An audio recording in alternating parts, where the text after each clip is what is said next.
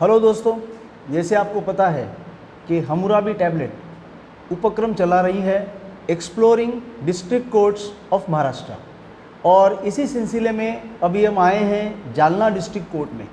और मेरे साथ अभी एडवोकेट अनिरुद्ध घुले पाटिल सर हैं, जो हमें फॉरेंसिक साइंस के बारे में इंफॉर्मेशन देंगे। तो अनिरुद्ध सर, पहले तो आपका धन्यवाद कि वर्किंग डे के भी आपने हमें समय दिया। तो आई वुड लाइक टू से कि आप अभी फॉरेंसिक साइंस पे कुछ बोलिए। Forensic science is the most neglected branch in judiciary. Forensic science इतना बेहतरीन साइंस है कि जिसके सहारे हम लोग हर केस में बहुत ज़्यादा जल्दी, जो हमारे यहाँ पर सबसे ज़्यादा बड़ा समस्या जो है सामान्य जनता या नॉर्मल पीपल जो फेस करते हैं, वो ये है dependency. Dependency won't remain there if forensic science is applied in each and every case. Forensic science के जो रूल्स एंड रेगुलेशंस है जो फॉलो करने चाहिए इन्वेस्टिगेशन टीम ने, वो अक्सर फॉलो होते नहीं हैं, and that's why most people are suffering. For example, अगर आप एनडीपीएस में देखते हैं तो एनडीपीएस के लिए हर पुलिस स्टेशन में एक किट दी जाती है to evaluate it on the spot. जैसे ही आपने रेड की, you should take the samples and you should evaluate them their self. वहाँ पर कलर कोडिंग से होता है, देन केमिकल मिक्सचर से होता है। So there will not be any lacuna, कि वहाँ पर कोई लैकोना बचेगा नहीं। People will get conviction definitely for sure if those things are applied, but investigation team always try to ignore those things, always try to ignore those norms, और अपने वही पुराने तरीके से चलते रहते हैं। सो ये एनडीपीएस का एग्जांपल हो गया। इन मर्डर केसेस अगर आप देखते हैं तो काफ़ी सारा एविडेंस वहाँ पर मौजूद होता है, in the form of DNA also, in the form of their etcetera, then there sweat या फिंगरप्रिंट्स। तो फिंगरप्रिंट्स का तो हमारे यहाँ पे कोई सोचता ही नहीं, because fingerprints are obliterated by the people. Crime scene पर जितने लोग जाकर मिलते हैं, जहाँ क्राइम सीन देखने के लिए जो भीड़ उमड़ पड़ती है, तो वो क्राइम सीन पर कुछ भी बचने का सवाल ही नहीं बचता वहाँ पर। तो फिंगरप्रिंट्स वगैरह तो मिलना नामुमकिन सी बात है हमारे यहाँ पर। जो ट्रेस लेते हैं डॉग स्क्वाड से, वो भी नहीं मिलता है बहुत बार, तो due to because people keep visiting that site.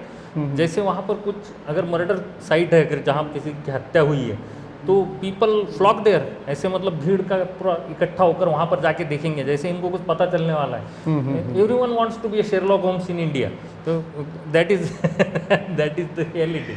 यहाँ पर समस्याएं इतनी सारी हैं, और कई बार ऐसा होता है कि because of forensic science some innocent people also got saved. I had one case in which we proved that the death was not due to the assault, and it was due to his internal he died because of heart failure actually, and the person was accused. एक पर उसका इल्ज़ाम आया था कि इसने मारा इसीलिए उसकी मौत हो गई, but on the basis of medical science we proved it in the court कि he died because of heart attack and it is not a homicidal death। तो उसका फ़ायदा उस व्यक्ति को बहुत ज़्यादा हुआ।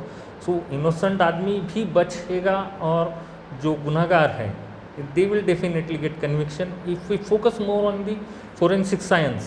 ये क्रिमिनल साइड की बात हो गई। अगर हम सिविल साइड में बात करते हैं तो ग्राफोलॉजिस्ट हैं, कैलियोग्राफी एक सेपरेट ब्रांच है। We can determine the age of paper, we can determine the age of ink, we can determine the handwriting. सारी चीज़ें मौजूद होने के बावजूद भी हम लोग इन सारी चीज़ों को इग्नोर करने की कोशिश करते हैं, और अक्सर ये होता है कि advocates are not aware about all those things mostly. एक रूटीन में चलने की आदत पड़ गई है हम सबको, जिस कारण से हम ना तो उस क्षेत्र में देखना चाहते हैं, ना उसकी जानकारी लेना चाहते हैं, और जब तक हम कोर्ट के सामने ये चीज़ें लाएंगे नहीं, तब तक why court will consider it. Correct. आजकल मोबाइल टावर लोकेशन पर आने वाले कन्विक्शंस काफ़ी ज़्यादा हो गए, but mobile tower location is not the solid proof of innocence और crime anything, because mobile tower, मैं यहाँ पर बैठा हूँ, अगर मेरा मोबाइल अपलिंक हो रहा है कहीं पर कॉल करते समय, तो इट इज़ नॉट नेसेसरी कि वो सबसे पास के टावर में ही अपलिंक होगा। टावर में कंजेशन होता है, उसमें DHL नाम का एक इक्विपमेंट होता है। The call goes to DHL and from DHL it is diverted कि जहाँ सबसे कम लोड हो जिस टावर पर, वहाँ पर वो कॉल फॉरवर्ड होता है। तो इट इज़ पॉसिबल कि यहाँ से 60 किलोमीटर दूर औरंगाबाद है, वहाँ के टावर में भी वो कॉल फॉरवर्ड हो जाए, अगर उस समय में कंजेशन उस टावर में ज़्यादा हो तो पर मेरे मोबाइल में टावर औरंगाबाद का आएगा, I am at Jalna at 65 kilometre. तो basically what has to happen is 3 towers should be located and pinpointed the condition, या फिर AGPS अभी आ गया है, AGPS से हम लोग पिन पॉइंट कर सकते हैं, but people do not want to explore those possibilities. हमारे यहाँ पर समस्या ये है कि ना एडवोकेट्स को एक्सप्लोर करना चाहते हैं और हम ही एक्सप्लोर नहीं करते हैं, तो जब कोई कोशिश भी करता है तो जुडिशियरी उसको एक्सप्लोर नहीं करना चाहती, that there is no written book about it. अगर आप देखेंगे तो मेडिकल जूरिस्प्रूडेंस पर मोदी साहब के बाद एक भी बुक नहीं है। After Modi there is no book, people still are referring the book of Modi. We have come so forward in technology कि आज मोदी की कई सारी जो बातें हैं वो ऑब्लिटरेट होनी चाहिए from that book medical jurisprudence से, पर हम आज भी वही लेके चल रहे हैं। Court refers that book only, if you say something against that book और something beyond that book they are not ready to accept it. तो इसमें फिर अभी सपोजिंग समबडी वांट्स टू, किसी को करना है फोरेंसिक साइंस पढ़ना है, तो क्या उसको क्या पढ़ना होगा उसको? फोरेंसिक साइंस के लिए इमर्जिंग अपॉर्चुनिटीज़ बहुत है। फोरेंसिक साइंस में अलग अलग ब्रांचेस होते हैं, जैसे मैंने पहले कहा कैलीग्राफी है, ग्राफोलॉजी है, देन फोरेंसिक साइंस में साइबर फोरेंसिक है। साइबर फोरेंसिक्स करने वाले लोगों के लिए पहले कंप्यूटर की डिग्री होनी चाहिए, they might be BCS BCA कोई भी, any graduation but with computer subjects. And then there is Asian school of cyber laws at Pune, वहाँ पर 2 साल का कोर्स होता है जिससे आप एक्सपर्ट साइबर, इसमें साइबर फोरेंसिक्स में you will be an expert in cyber forensic. और नॉर्मल जो फोरेंसिक के जितने भी ब्रांचेस है ये सारे इंक्लूडेड है इन BSc फोरेंसिक्स। आफ्टर 12th ये कोर्स होता है और इस BSc फोरेंसिक के कॉलेजेस लगभग हर डिस्ट्रिक्ट में इस्टेब्लिश हो चुके हैं। Even in Jalna there is one college of forensic science, but people जानकारी कम होने की वजह से वहाँ पर थोड़ी संख्या कम होती है। जैसे जियोलॉजी जो एक क्या कहेंगे मिसरिप्रेजेंटेड सब्जेक्ट है in society, people do not want to go there, there are many job opportunities, career opportunities, फिर भी लोग जाते नहीं है। वैसा ही एक फोरेंसिक साइंस एक सब्जेक्ट हो गया है कि people do not turn to that way, उस तरफ। तो सर मुझे एक पूछना था कि जिस तरह से अभी पूरा एक ट्रेंड चेंज हो रहा है बिकॉज ऑफ टेक्नोलॉजी, यस, उसमें क्राइम का भी अपना एक अलग ट्रेंड हो रहा है। यस, मतलब फिजिकल क्राइम से निकल के हम लोग अभी डिजिटल क्राइम पे जा रहे हैं। जी हाँ, मतलब yes, according to me after some years, yeah, except assault and yes, yes, killing, yes, 90% crimes would be the digital crime. yes, digital crime, So cyber crime. उसमें आपका क्या कहना है कि उस समय तो ये फोरेंसिक साइंस तो लगेगा ही लगेगा? Yes, obviously forensic science cyber crime के लिए, साइबर फोरेंसिक जिसे हम लोग कहते हैं, it has evolved a lot. And forensic science के हिसाब से अगर आप देखेंगे तो आप पाएंगे कि हर एक क्राइम का ट्रेस बचता है। मतलब इन फिजिकल क्राइम्स आपके ट्रेस बचेंगे नहीं बचेंगे इन्वेस्टिगेशन टीम पे डिपेंड करेगा, but in cyber crimes there will be traces of that crime always. वो कभी ऑब्लिटरेट नहीं होंगे क्योंकि इंटरनेट किसी एक का नहीं है, तो उसके ट्रेसेस जो है वो हमेशा बचे रहेंगे। और आने वाले समय के लिए तैयार साइबर एक्सपर्ट होने चाहिए। जो काम अभी सिर्फ महाराष्ट्र में तो वही है जो मैंने कहा, Asian school of cyber laws, it is working since 2002। अभी 20 साल से वो इंस्टीट्यूट चल रहा है। अभी तक they take only 30 intake, 30 admissions होते हैं। हाँ, throughout India they only accept 30 applications every year. So such colleges should be increase because that will be the necessity of time. क्योंकि आज हमारे यहाँ पर जो फोरेंसिक का लॉ जो है साइबर क्राइम का, जो IT एक्ट है, it is insufficient to deal with all those things. Because जितना हम इंटरनेट देखते हैं उससे ज़्यादा डार्क वेब चलता है। Dark web is there which holds nearly 92% of internet data. Dark web के बारे में हमारे पास कोई कानून नहीं है, ना हमारे पास है और ना ही हमारे आसपास के जो हमारा भारतीय उपखंड है, जो इंडियन सब कॉन्टिनेंट है टोटल, यहाँ पर इस तरीके का कोई कानून बना ही नहीं है। इसमें संशोधन की नितांत आवश्यकता है, बहुत ज़्यादा इसेंशियल है कि ये कानून बदले जाए। Because of except 66, 67 there is nothing. आप अगर साइबर क्राइम में देखेंगे तो you cannot claim anything in that crime. Correct. उसके जो पनिशमेंट्स है वो भी बहुत कम है। इन 354 और 354D stalking you get a punishment up to 7 years। But आप अगर साइबर स्टॉकिंग करते हैं तो there is no clear law form for cyber stalking. Child pornography you get in 3 years, आपका सिर्फ 3 साल ही है।